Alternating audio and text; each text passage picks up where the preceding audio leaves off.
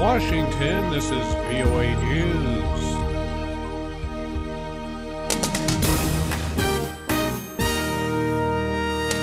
Hamas military commander rejects ceasefire with Israel. New EU sanctions against Russia. I'm Ray Kouguell reporting from Washington. The reclusive Hamas military commander surfaced to reject any ceasefire with Israel until the group's demands are met. Mohammad Deif appeared on Palestinian media Tuesday to repeat Hamas's demands that Israel end its blockade of Gaza. Deif is confined to a wheelchair because of an Israeli assassination attempt. A day of attacks from Israeli airstrikes and gunfire killed at least 100 Palestinians Tuesday, bringing the death toll in Gaza to more than 1,100. Most of the victims have been civilians, including many children. 53 Israeli soldiers and 3 civilians have been killed. Israeli Prime Minister Benjamin Netanyahu says the military operation against Hamas will not stop until Israel destroys the network of tunnels Hamas uses to smuggle weapons and terrorists into Israel. European Union governments have agreed to impose new sanctions against Russia that will target its defense sector. Washington is expected to follow. Lisa Bryant reports. Agreed to by European Union ambassadors meeting in Brussels, the new sanctions are expected to go into effect rapidly. While the details are still sketchy, they aim to hit sensitive areas of Russia's economy, including its oil, technology, banking, and defense sectors.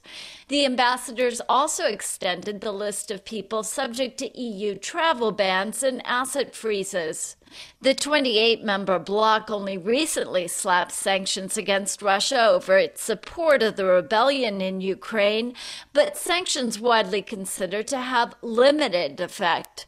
Analysts say strong pressure from Washington, coupled with the downing of the Malaysian airliner in eastern Ukraine that killed almost 200 Dutch citizens, has changed Europe's thinking. Lisa Bryant for VOA News, Paris. U.S. Secretary of State John Kerry says there is not a shred of evidence that Russia seeks to end the violence and bloodshed in eastern Ukraine. The 39-year-old doctor who led the fight against Ebola in Sierra Leone has died from the virus. Dr. Umar Khan's death comes less than a week after he tested positive for Ebola. Dr. Khan is credited with treating more than 100 Ebola patients. 3 nurses at the same facility where he worked have died from the virus. The current Ebola outbreak began in February, and health experts are calling it the worst on record. The World Health Organization reports close to 700 people in West Africa have died. Afghan officials say a suicide bomber killed a cousin of President Hamid Karzai in the southern province of Kandahar. Hashmat Karzai was an advisor to presidential candidate Ashraf Ghani. He was hosting guests at his house for the Eid al-Fitr holiday when a man detonated explosives as the pair greeted one another. There is no claim of responsibility. The United States and India will be holding talks this week in New Delhi. It's the first high-level interaction between them since the Bharatiya Janata Party-led government of Prime Minister Narendra Modi took over. Anjana Pasricha has details. For months, India-US ties have grabbed headlines for the wrong reasons.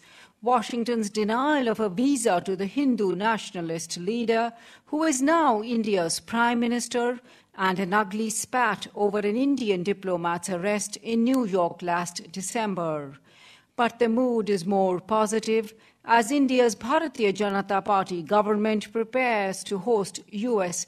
Secretary of State John Kerry for the 5th India-US Strategic Dialogue, which will begin later this week. The issue of the visa denial was set at rest after Mr. Modi's election, when the U.S. government reached out to him and invited him to visit Washington in September. Anjana Pasricha for VOA News, New Delhi.